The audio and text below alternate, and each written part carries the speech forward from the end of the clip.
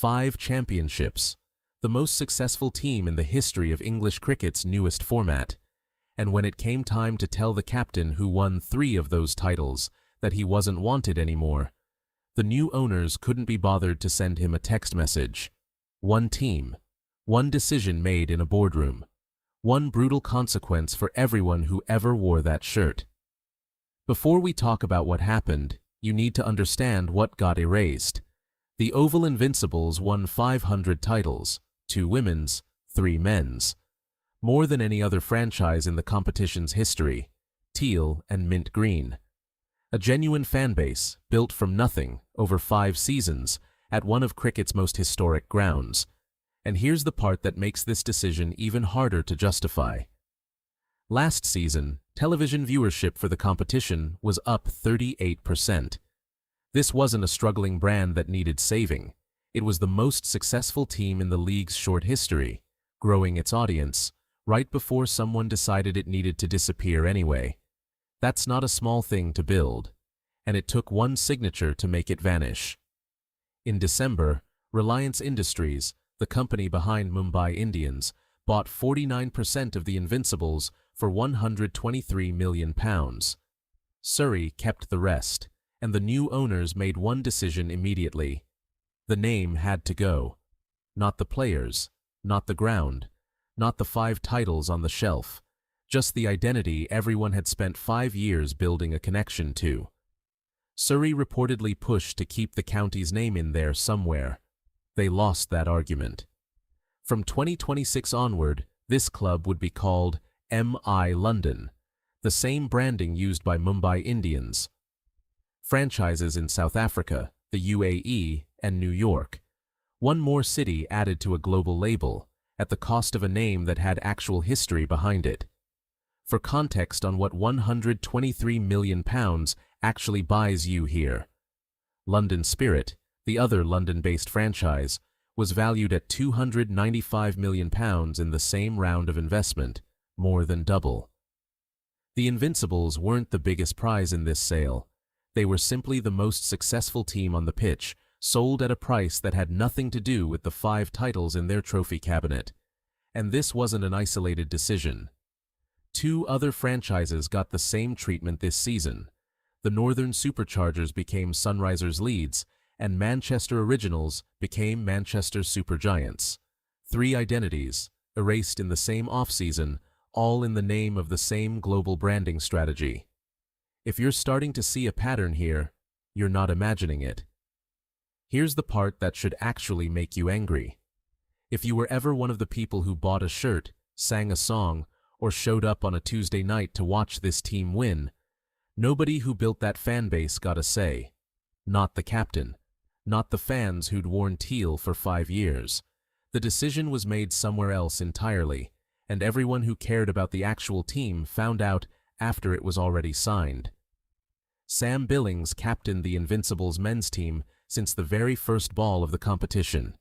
3 titles in a row under his leadership, a record no other captain in the tournament can match. In February, he found out he wouldn't be part of the new MI London squad. Not from a phone call, not from a meeting. He posted it himself. He didn't even get a text message telling him he was gone. Read that again. A captain who delivered 3 straight championships for this franchise, and the organization that just paid £123 million to own, it couldn't spare 30 seconds to type out a message. It wasn't just Billings. Lauren Winfield Hill, who captained the women's side for the last 2 seasons, said on a podcast that she'd heard absolutely nothing from the new staff. Both head coaches, the men's and the women's, left for other franchises entirely, replaced without a word to the people who'd actually delivered the titles that made this franchise worth £123 million in the first place. And while all of this was happening to the people who actually built the club, the new ownership found time for something else entirely. For the first time in the competition's history, the ECB agreed to let betting company logos appear on the front of playing shirts. A 1-season arrangement the board reportedly approved reluctantly, with several franchises still finalizing those sponsorship deals just weeks before the season started. So follow the priorities here. A captain who won 3 titles. No message. A fan base that built 50% of a franchise's £123 million valuation. No consultation. But a new commercial category of sponsor, one the board itself seemed uneasy about, that got approved in time for kickoff. And it's not just the Invincibles fans who are unhappy. Sunrisers Leeds, one of the other rebranded franchises, posted a promotional video for their new identity and had to delete it within days after fan backlash. Whatever was in that video, the reaction was strong enough that the club decided the safest move was to pretend it never happened. That's not a good look for a rebrand that's supposedly about building excitement for a new era. Then, there's the kit amnesty. And this is where it gets almost insulting. Fans who bought Invincible shirts, real money, real loyalty, have been offered a trade-in for the new MI London kit. Sounds generous, until you read the fine print. The offer only applies if you physically attend the opening match day, July 21st, when MI London play Sunrisers Leeds. If you're a fan who can't make it to that one specific game, the shirt you bought in good faith just becomes a collector's item for a team that no longer exists. So, ask yourself honestly, does that sound like an organization trying to bring loyal fans along into a new era? Or does it sound like a marketing tactic dressed up as a gesture?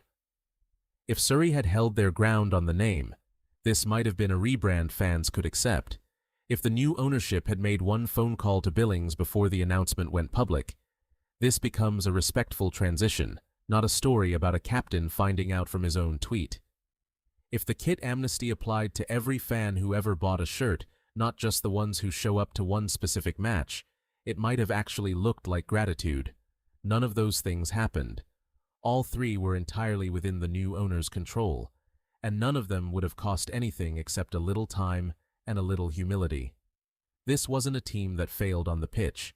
5 titles is not failure. It's the best record in the competition's short history, built by a fan base that was, by the league's own numbers, still growing.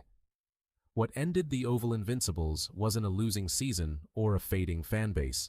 It was a signature on a contract made by people who never once had to explain themselves to the fans who actually built what they just bought. One team. One decision made far away from anyone who actually cared. One brutal consequence for every person who ever wore teal. So here's the question worth arguing about. If you were an Invincibles fan, would you actually go trade in your old shirt for the new one? Or would you rather keep it exactly as it is, as a reminder of the team that existed before someone decided your loyalty was worth less than a rebrand? Tell me what you'd do.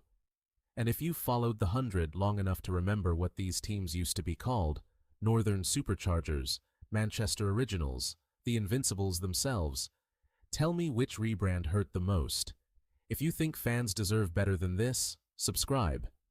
This channel breaks down the moments in sport where the real story isn't on the field at all, every single week from a different corner of the game.